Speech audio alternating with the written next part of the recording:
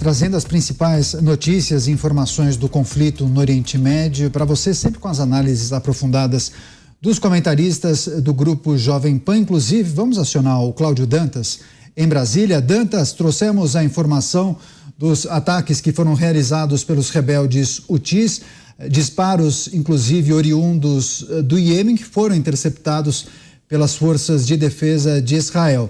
Esses disparos tinham um objetivo, a cidade de Eilat. Agora, o grupo assumiu a autoria desses ataques e disse que sim, vai entrar no conflito ao lado do Hamas. O que a gente pode esperar a partir de agora? Daniel, muita atenção a isso. Por quê? Os Houthis é um grupo que foi criado na década de 90, né, em oposição ao governo do Iêmen.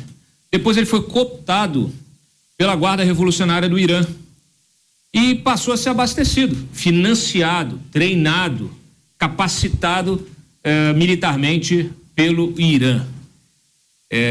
Não é pouca coisa a força militar desse grupo. Eles têm mais de 100 mil efetivos, têm mísseis balísticos, como vocês viram, né? Aí esse ataque, Israel conseguiu se defender. Mas tem muita tecnologia militar e um efetivo enorme, 100 mil homens. Pra vocês terem uma ideia, essa milícia, né, na verdade é um grupo terrorista, eles têm um lema. O lema é: Deus é grande, morte aos Estados Unidos, morte a Israel, maldição aos judeus e vitória ao Islã.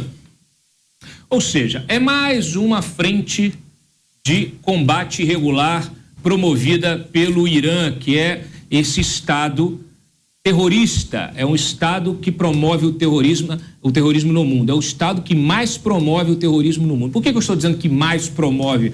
Porque o Irã, ele financia e capacita 15 grupos, 15 milícias, 15 grupos terroristas desse mesmo jeitinho.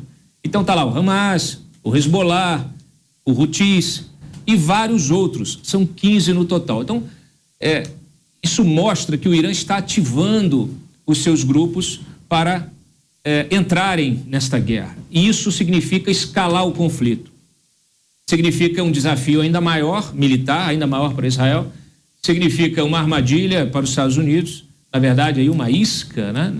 Quase que já fisgando os Estados Unidos para dentro desse conflito. Os Estados Unidos já colocou ali, né, 2 porta-aviões na região próxima a Israel como uma forma de ostentar o seu poder militar e de alguma maneira dissuadir as forças aí iranianas e esses parceiros de escalarem o conflito, mas o que está acontecendo é o contrário.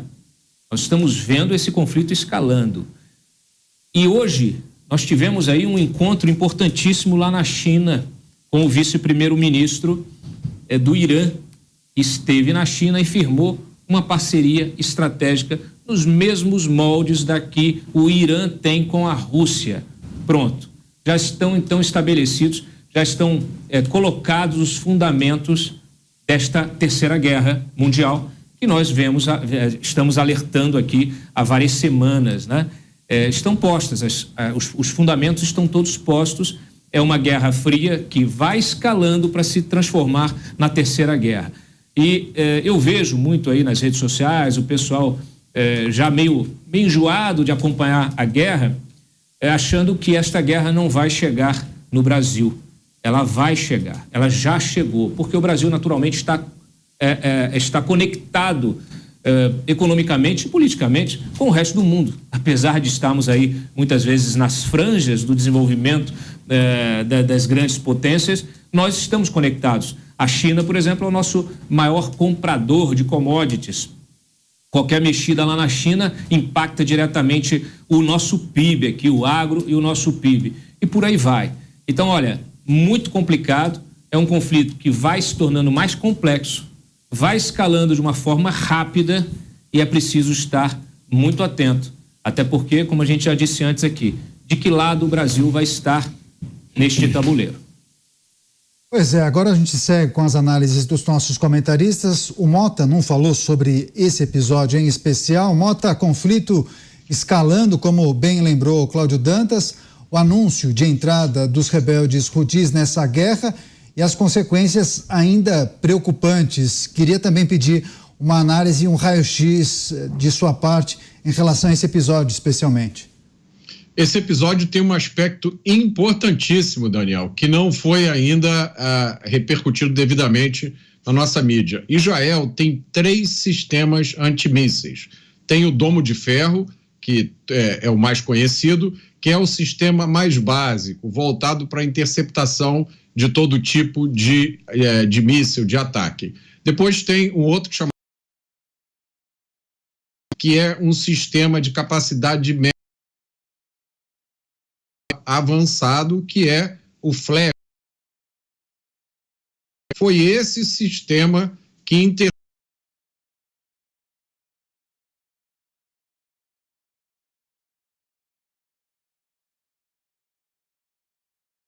um estoque enorme de mísseis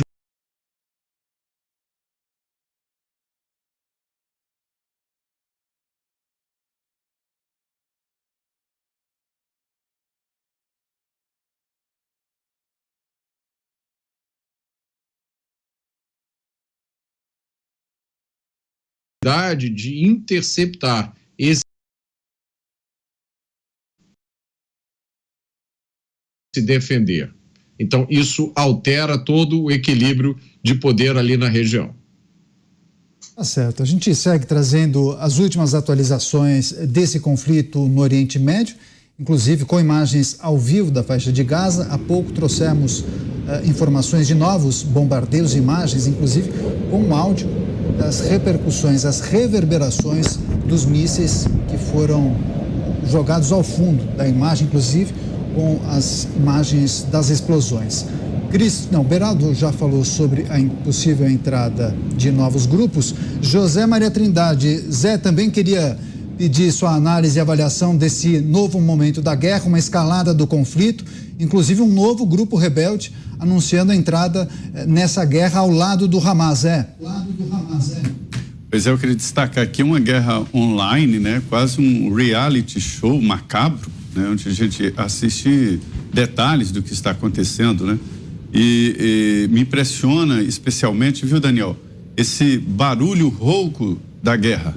É aterrorizador, esse barulho rouco da guerra. E é, mais uma vez, uma demonstração clara de que Israel tem um controle do espaço aéreo, o controle agora, né, inicialmente entrando na faixa de Gaza, é o controle do terreno, que vai controlar e vai tomar.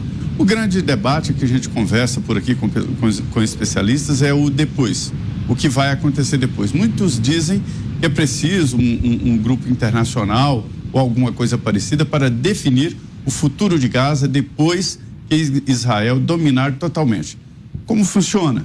Israel vai tomar os pontos principais da faixa de Gaza, os chamados pontos sensíveis. Produção de energia elétrica, fornecimento de água e corredores dominados, onde é possível entrar medicamentos e alimentos. A partir disso se faz aquele famoso pente fino, indo atrás dos líderes e dos integrantes do Hamas. E aí, depois disso, Israel está diante de uma situação muito sensível. Ou se cria o Estado palestino, retirando ali os terroristas e, sei lá, o que Israel pensa de que poderia acontecer nesse Estado palestino. Ninguém aqui acredita nessa possibilidade. Mas é preciso fazer um destino para a faixa de Gaza e este é o grande desafio, né?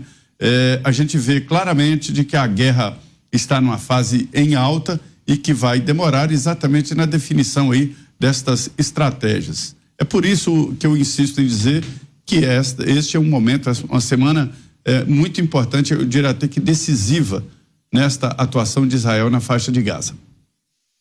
Ora, Cristiano Beraldo. Beraldo, quero aproveitar que você está nos Estados Unidos, que a gente tem visto a sinalização desses grupos rebeldes, não somente o Hezbollah, que já tinha efetuado disparos em algumas regiões de Israel, sobretudo no norte, também disparos oriundos da Síria, teve a Jihad Islâmica com aquele episódio do hospital. Enfim, vários grupos rebeldes atuando praticamente ao lado do Hamas.